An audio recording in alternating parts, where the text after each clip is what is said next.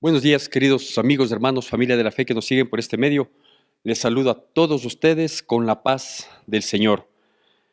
Ahora, entrando ya en una eh, nueva etapa de nuestro rinconcito, ya nos hemos adelantado un poco para disfrutar de este espacio vistoso, bonito que tenemos a propósito de las festividades cristianas que nos esperan, como es el recordar no la fecha, sino el evento, que es la presencia del Hijo de Dios, del ungido de Dios aquí en la tierra y que vino a través de María, como el relato maravilloso de la palabra nos muestra.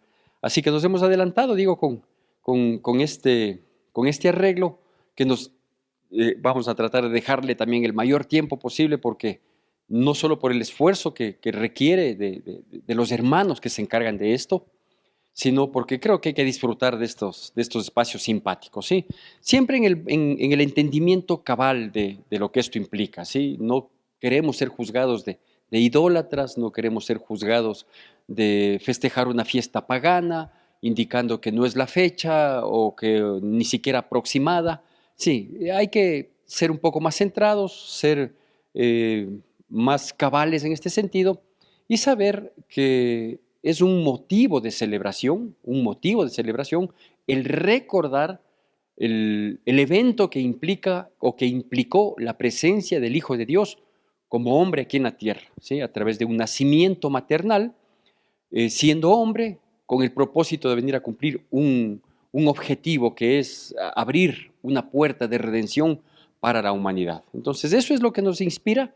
Insisto, perdónennos quienes quizás no coinciden con un arreglo como este, es un simple adorno, ¿sí? No estamos venerando nada de aquí. Lo destacable de aquí quizás sea este versículo bíblico, ¿sí? Saber que esa noche estrellada que recibió al Hijo de Dios en el pesebre está ejemplificado aquí y nada más, ¿sí? Bueno, eso para evitar quizás comentarios que a veces no vienen al caso, pero que se emiten, ¿sí? Más bien yo quiero compartirle, a la luz de la palabra de Dios, ciertos aspectos que son necesarios en nuestra vida y más aún en los tiempos que estamos viviendo. Son tiempos de muchas tinieblas, son tiempos de muchas aflicciones, son tiempos de muchas necesidades. Y las necesidades a veces, o siempre podría decir yo, las adversidades, las dificultades que se presentan en la vida, nos tienen que llevar a hacer primero una reflexión que nos induzca, que nos impulse, ¿sí? El tomar actitudes correctas. A veces son actitudes que nunca antes las hemos tomado, a veces son situaciones de las cuales uno dice, nunca pensé que iba a verme obligado a esto, pero sí es que son acciones que procuran una solución, una salida, un resolver de los problemas, de los tantos problemas que existen. Yo creo que vale la pena, ¿sí? Así que quiero hablarle de estos tiempos difíciles que se viven, ¿no? En toda índole, de toda naturaleza, y que quizás, entiendo yo, serán muy pocas las personas que a lo mejor digan, yo no voy a tener ese tipo de problemas porque tengo tal seguridad, ¿no? No sé si es que alguien se atreva a desafiar a la vida, porque es parte de la vida los problemas. Para esto yo quiero compartirle unos pocos versículos, digamos como lectura oficial, pero quiero hacer alusión al contexto de estos pocos versículos. Esto se encuentra en el Evangelio de Marcos, capítulo 6, y voy a hacer la lectura de la palabra de Dios del versículo 53 al versículo 56.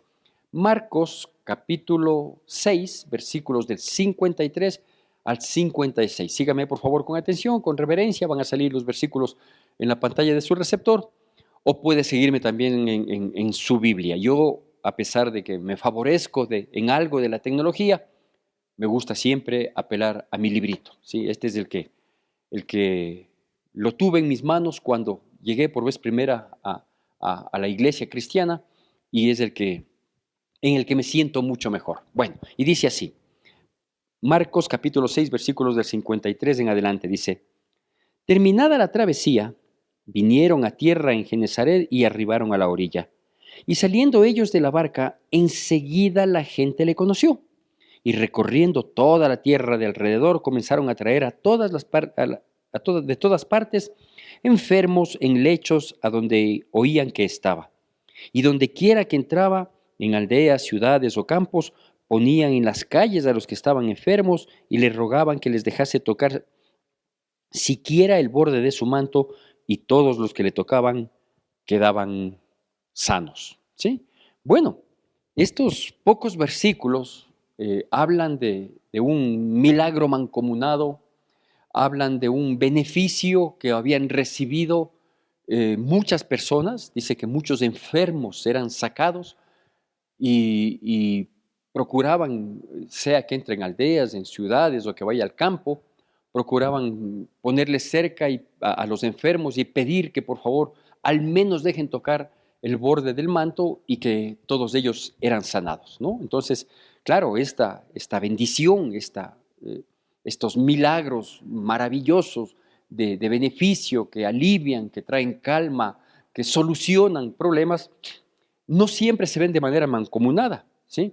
Y claro, ¿por qué es que no se ven de manera mancomunada? Pues porque ahí mismo la palabra de Dios dice que previo a que sean sanados todos los enfermos, previo a que fueran liberados todos los que estaban endemoniados, todos los que tenían problemas de toda índole, con su repercusión física, eran sacados porque habían oído de Jesús, ¿sí?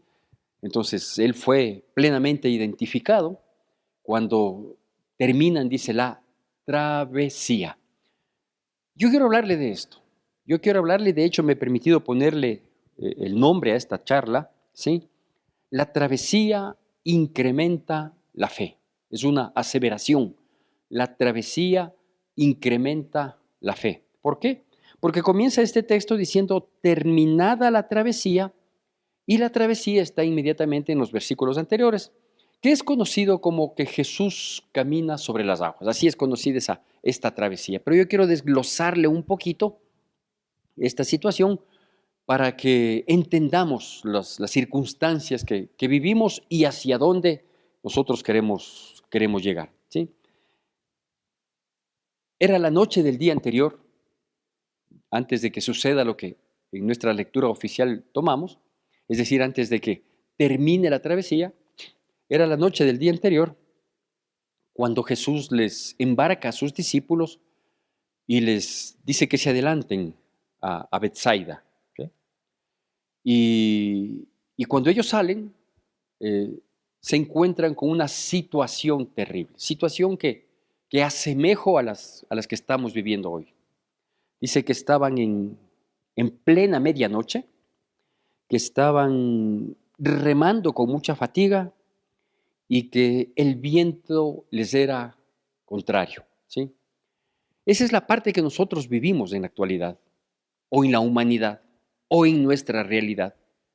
Esa es la parte que nosotros experimentamos, vernos con un panorama muy oscuro, vernos con mucho esfuerzo, fatiga y tratando de, de dar todo de nosotros con el propósito de encontrar un alivio, de llegar al otro lado, de que ya pase estos problemas. Hay mucha fatiga, a veces hay cansancio. La fatiga y el cansancio a veces nos impulsan a no querer continuar, a estacionarnos en una instancia, porque las fuerzas físicas, anímicas, económicas se van debilitando. Y como si eso fuera poco, también dice que había un viento contrario, es decir, todas las cosas parece que salen mal. Hay algunos refranes, adagios populares que vienen de tiempo atrás, fruto de la sabiduría humana, que identifican estas circunstancias, estos tiempos, estas instancias de vida. Hay uno, por ejemplo, que dice que cuando vienen las cosas, vienen acumuladas. Hay otro que dice que tras cuernos palos, es decir, no terminamos de salir de un problema, no terminamos de solventar, de solucionar una situación difícil, y ya nos cae otra, y ya viene una siguiente. Y parece que una situación nos está oprimiendo, nos está mermando, nos está perjudicando, y viene otra, y se suman las dificultades. Hay algunas, yo podría llamarlo, ¿no? Secuencia de dificultades. Por ejemplo, cuando viene una enfermedad física propia o de un ser querido, es una situación que trae mucha alteración, que hay que tomarla con calma, que hay que prestarse con sobriedad a enfrentar la dificultad, pero trae alteración. Una cosa es que se la disimule y otra es que no exista. Pero un problema de salud, por dar un ejemplo, ¿sí? Altera. ¿Por qué? Porque la preocupación se riega con el círculo cercano de amor, ¿no? Que es el familiar, o que debe ser el familiar, y extendido hasta ciertos seres queridos con quienes se comparte diariamente. Entonces, todos están pendientes, ¿y qué pasó? ¿Y qué sucedió? Y claro, una enfermedad no solo que trae esta alteración, sino que demanda, por ejemplo, de una atención de tiempo que a lo mejor termina, no digo perjudicando, pero sí termina mermando un poquito el tiempo que se destinaba a otras cosas antes. Una enfermedad trae también una dificultad, a veces no mucho, a veces tremendamente económica, porque la enfermedad necesita ser atendida, necesita ser pagada las consultas, los exámenes de distinta índole, y si las cosas no van claro, entonces mandan a hacer otros exámenes. Entonces todo esto trae una afectación económica. Entonces no es solo la preocupación, el dolor, el quebranto, los síntomas que tiene el paciente, sino la preocupación del entorno y el gasto no presupuestario, por llamarlo de algún modo. Con ese gasto, obviamente, dejan a veces de cumplirse ciertas necesidades, de suplirse ciertas necesidades, y eso trae molestia, porque de uno u otro modo terminamos afectados. Cuando hay, por ejemplo, por no dar solo el ejemplo de una enfermedad, cuando hay un quebranto sentimental dentro de la familia, sea de los padres o sea de uno de los hijos, este quebranto sentimental nos altera a todos, nos preocupa a todos, nos entristece a todos, nos angustia a todos, porque los problemas sentimentales, por ejemplo, no es que tengan una fórmula de solución, no es como aparentemente sería un problema económico, por ejemplo, ¿no? Entonces, si hay un problema económico y logramos conseguir el dinero, está solventado. Obviamente hay una deuda, o quizás el dinero llega de manera providencial y está solventado. Es decir, ante un problema económico sabemos que lo que necesitamos es dinero, pero ante un problema sentimental, los sentimientos afectados, los sentimientos golpeados, los sentimientos heridos, no tienen una sanidad a la vuelta de la esquina. Una cicatriz en el alma lleva tiempo. E insisto, no hay una fórmula para un mismo problema en una familia. Se soluciona, se busca una salida y se encuentran opciones de distinta índole. Porque obviamente las personas somos seres emocionales, seres sentimentales, y reaccionamos de distinta manera frente a las situaciones que ofenden, que hieren, que lastiman. Y esto nos altera a todos. Entonces se van acumulando. Hay quienes estamos dispuestos a enfrentar lo que venga. Hay quienes dicen, no, yo no quiero saber nada, a mí mejor manténganme alejado. Y eso implica un aislamiento, eso implica una ruptura en la solidaridad de la familia, qué sé yo, hay tantas cosas que suceden y que se acumulan y que creo que se identifican bien con esta situación. ¿Sí? En medianoche, remando con fatiga y con un viento contrario. Visualice estas circunstancias en cada uno de los problemas que vivimos realmente. Esa es una primera parte de la travesía. Esta travesía que incrementa nuestra fe, que tiene que terminar incrementando nuestra fe, que debe terminar glorificándole a Dios.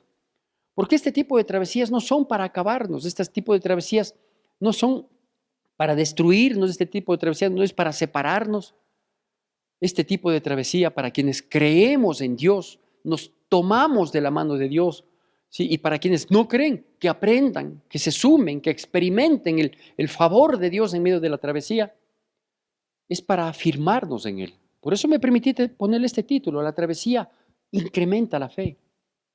Entonces, esta es una primera mirada de la travesía, que es el susto, que es la dificultad, que es la angustia, que es el sobresalto, la alteración. Pero la otra parte de la travesía, ¿sí?, es el hecho de que Jesús, antes de impulsarles a que den el primer remo, dice que Jesús fue al monte a orar. Eso también es parte de la travesía. Es decir, Dios no permite que nosotros seamos probados más allá de lo que podemos soportar, porque Dios mismo ya tiene una salida. Y si ellos tuvieron ese privilegio de que aunque fueron solos en esa travesía, Jesús se quedó orando por ellos. Dice que fue al monte a orar.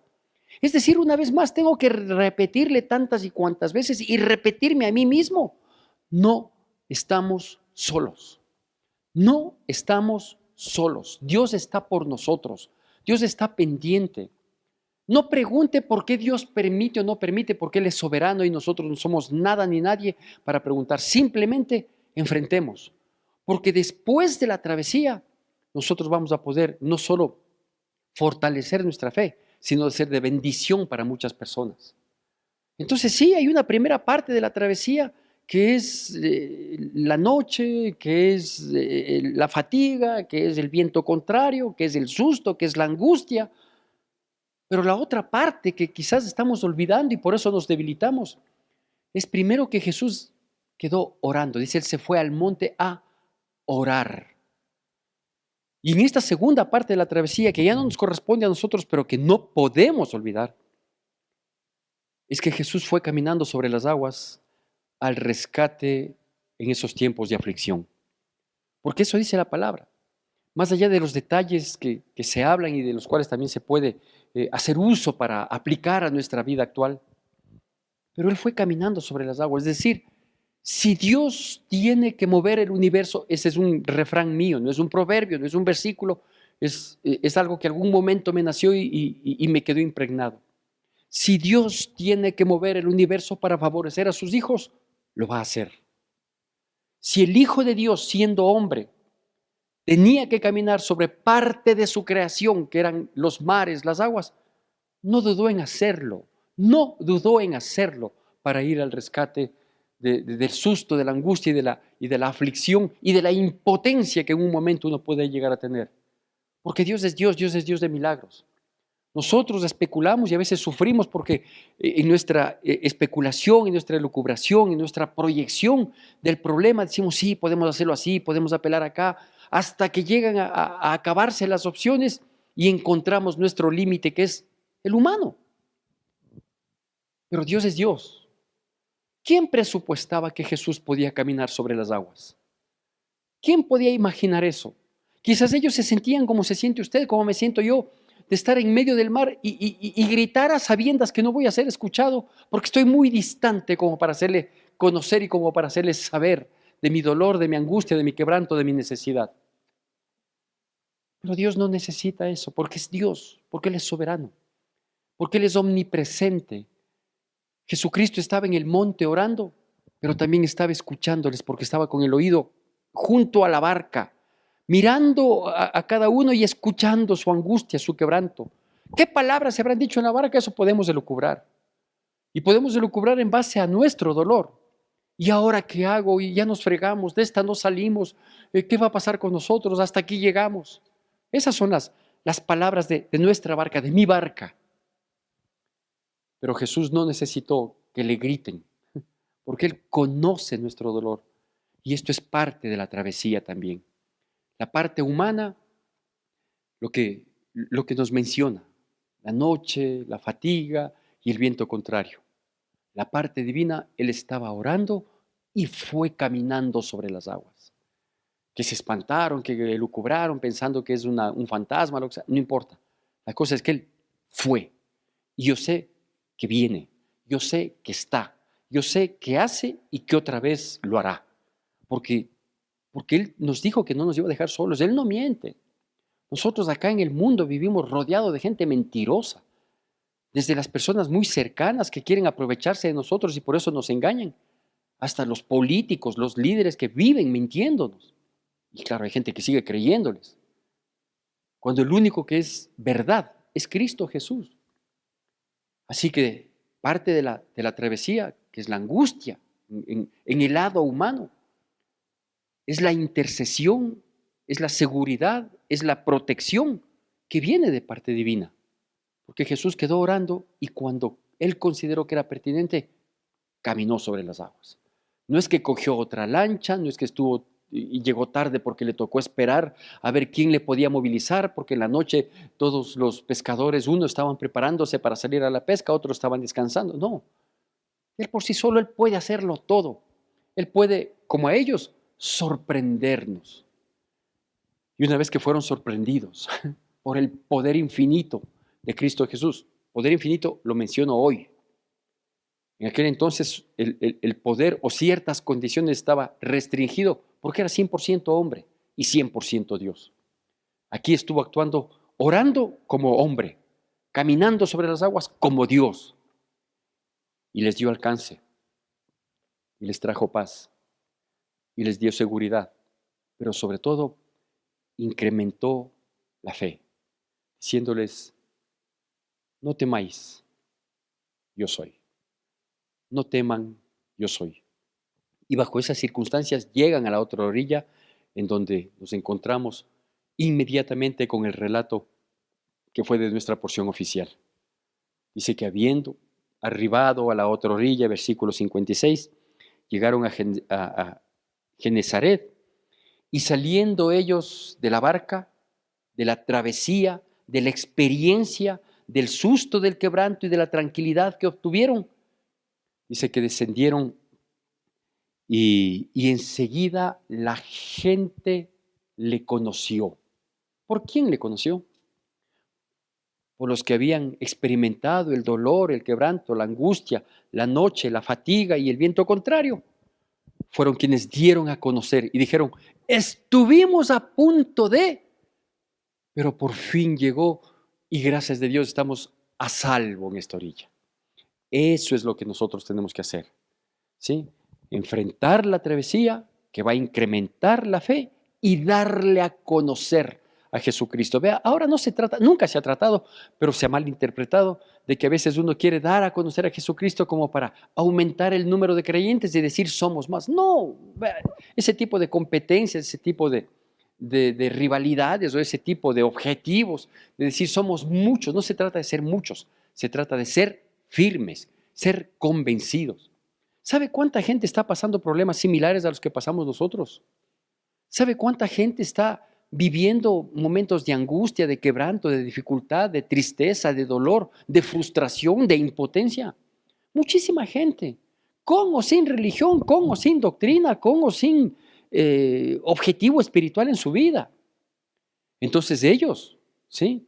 Que nosotros sabemos que doctrinalmente pueden estar equivocados, que espiritualmente están ciegos o muertos espiritualmente, como quiera que les podamos calificar. Ellos también necesitan conocer quién es Jesús, porque dice que la gente oyó, ¿sí? La gente le conoció, dice. Entonces, cuando se bajan de la barca, ¿qué es lo que pasó? Que no solo le reconocían físicamente, porque uno de los medios de movilización de aquel entonces eran los barcos. La gente conoció de lo que es capaz de hacer, eso conoció. Y porque conoció de lo que es capaz de hacer, porque conoció lo que había acabado de hacer, de detener el viento y de sostener y de poner calma y paz y solución y llegar al otro lado de la orilla, en donde la fe queda incrementada. Fue esa la razón por la que le conocieron, porque le dieron a conocer, que la gente comenzó a hacer lo que nunca se imaginó hacer. Que sus enfermos, en vez de esperar que le traigan una agüita, que le traigan una hierbita, ¿sí? Le sacaron a las calles diciendo, yo sé que Él puede solucionar mi problema, yo sé que Él puede bendecirme, yo sé que Él puede ayudarme, yo sé que Él tiene la solución para mi vida. Y sacaban los enfermos y procuraban tocarle al menos el borde de su manto, esta noticia le llegó a aquella mujer, que luego se las jugó para tocar el borde de su manto, sabiendo que iba a ser sanada. Queridos amigos que nos siguen por este medio, no descuidemos el poder de Dios manifestado en su palabra. Yo sé que quizás muchos de nosotros podamos estar pasando una travesía y teniendo la experiencia humana de lo que implica una travesía. Es todo este proceso, son estos capítulos intermedios, es este salir de una orilla a otra orilla. No es fácil, no es fácil. Hay tormentas, hay oleaje fuerte, hay viento contrario, hay fatiga, hay cansancio. Los pensamientos que nos quieren hacer declinar son los que parece que copan nuestra mente. Pero hay otra parte de la travesía, que es que hoy mismo Jesús está intercediendo ante el Padre por nosotros. Él no miente, Él dijo que va a estar con nosotros todos los días hasta el fin de los siglos, y así lo está haciendo. Que nosotros en nuestra humanidad, en nuestra limitación, sumado a nuestro susto, no percibamos eso no quiere decir que Él ha dejado de hacer o que Él se ha olvidado de su promesa, porque sus promesas son fieles y verdaderas.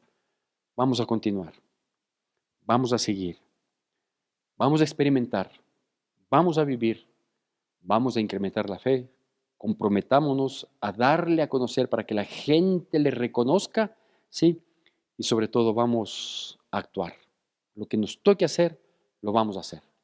Que si hay fatiga, Dios renovará las fuerzas de aquel que no tiene ninguna para nosotros continuar a agotar nuestra parte, sabiendo que si dependemos de Dios, tenemos una solución totalmente segura. Que Dios bendiga nuestras vidas en Cristo Jesús. Quiero agradecer al único que siempre me amó, al que todo lo dio y hasta su hijo entregó